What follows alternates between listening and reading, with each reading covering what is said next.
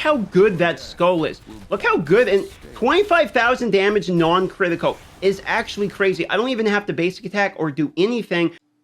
This build is one of the coolest builds ever. Not only do you get flying skulls that go around with you, but you get continual damage without even moving. It is maybe the fastest of all the Necromancer farming for legendary items, whatever it is that's overworld farming. This has been one of the fastest builds that I myself have ever seen. What I want to do first is show you the skills, then the legendary modifiers. So let's start with the skills. First and foremost, we're going to be using bone armor. We're going to be using bone spikes. We're going to be using bone spirits, which is the main target of this one. And we're going to be using dark curse. Now, the reason we're using these is all of these abilities with their modifiers, for instance, the skull, the armor, the bone spikes, and the continual damage, all of these allow us to continue to move, continue to reposition, etc., while we're using these abilities because of their modifiers, which is where we're going to talk about the legendary modifiers. Now, for the helmet, we're using the Hideous Dawning. This is giving bone spikes additional damage over time. So when we actually use those bone spikes, it increases the damage with a bleed that they'll slowly bleed to death on.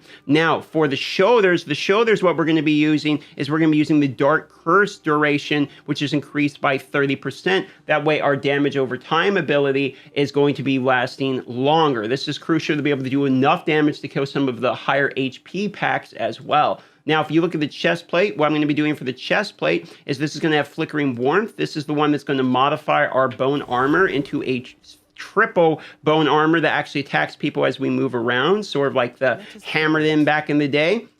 Now, if we look at the pants, what we're going to be using for the pants is ones that actually make it where it causes enemies to take continual damage. This is the Mourningful Destroyer paired with the shoulders. This is what gives us the continual damage in a fairly large AoE. Now, the other two items here are going to be the Bone Spirits damage increased by 10%. This is probably the most interesting version of this build. Like, you never use this item because Bone Spirits is so bad. But we pair that with the fact that the Drifter's Fair is actually quite good. It takes the Bone Spirits from being this channeling ability to an instant cast that has a skull that homing missiles and attacks anyone around them and then follows you when there's no one around them. So it's perfect for farming because it will clear out all the mobs that are left, and then it will continue to follow you and attack whatever you can. You can see that paired with the Bone Armor looks pretty great when you're actually attacking people. Now, in terms of set bonuses, there's multiple ways you can go with set bonuses. You can go with the Great Set for continual damage if you would like, for instance, because there is continual and channel damage within this build. You could actually go with a 6-piece Mount Banks in order to make it where you have a chance just to have exploding damage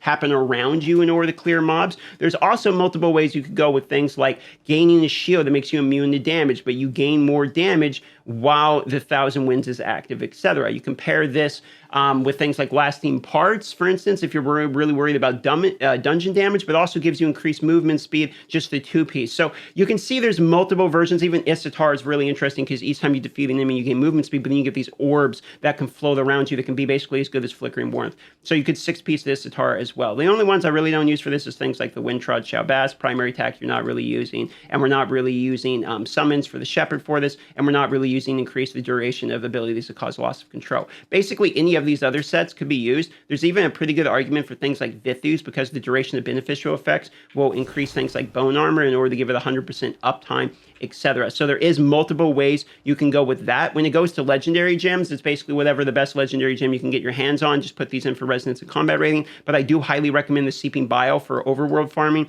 as it very often will continue to be the reason that you get the last hit on monsters and spreads to the other ones and can clear packs quite easily. And then the movement speed from Bloodsoaked Jade, plus the fact that Bloodsoaked Jade itself does damage to you or increases your damage, not increases your summons damage, makes it, since this is a zero summon build, very usable as well. But let's go show you some examples of this build in action. Look how good that skull is.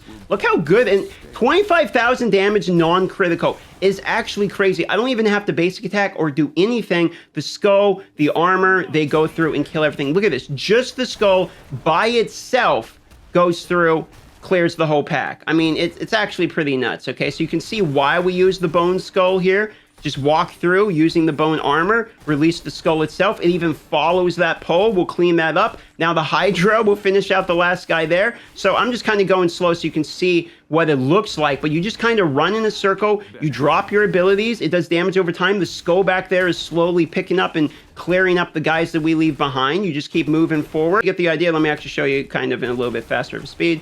You just keep walking. Go. We'll use the alt here. Help grab these guys and clear these ones out. Use continual damage.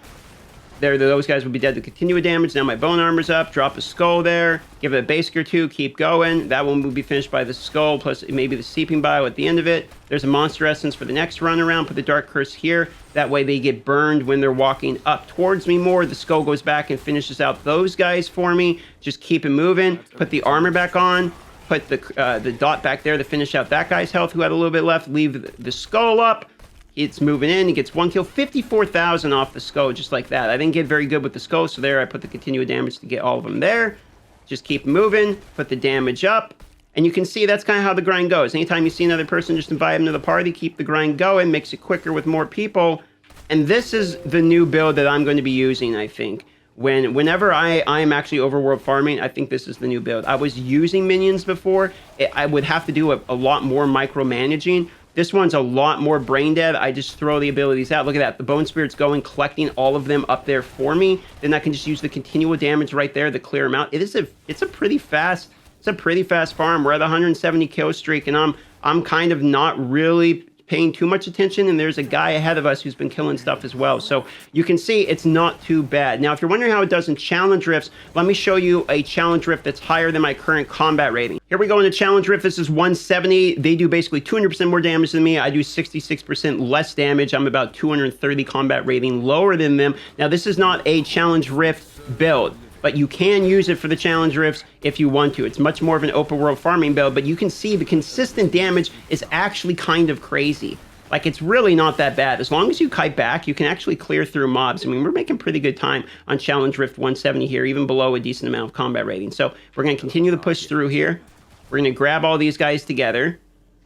And what we want to do is try to focus on normal white minions and blue minions as much as possible, because we're kind of lower continual damage. But look at that damage. Look at the skulls go. Look at them pop off. Just running. He's just running with the pack, killing them with the pack. That's the other great thing about the skull, man, is the skull moves with you, moves with the minions. It goes where it's needed, which, man, I really, really like the skull. It's so good.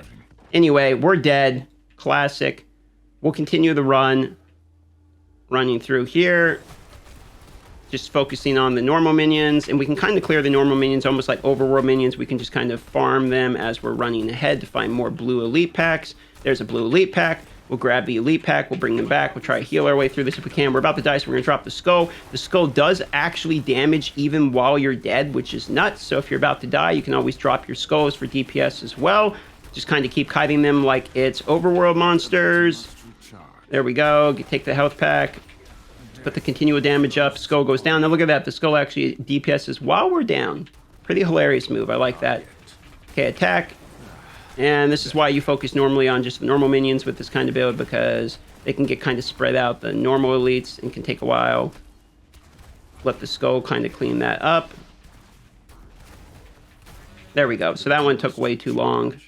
I think there's another pack up ahead. There is. Okay, this is a dead end, so we're just going to burn down this pack quickly if we can. Skull go. Damage over time go. Another skull go. The double skull is hitting both of them. And they do actually attack at the same time, which is great, so you don't have to worry about it. There we go. We got a stun.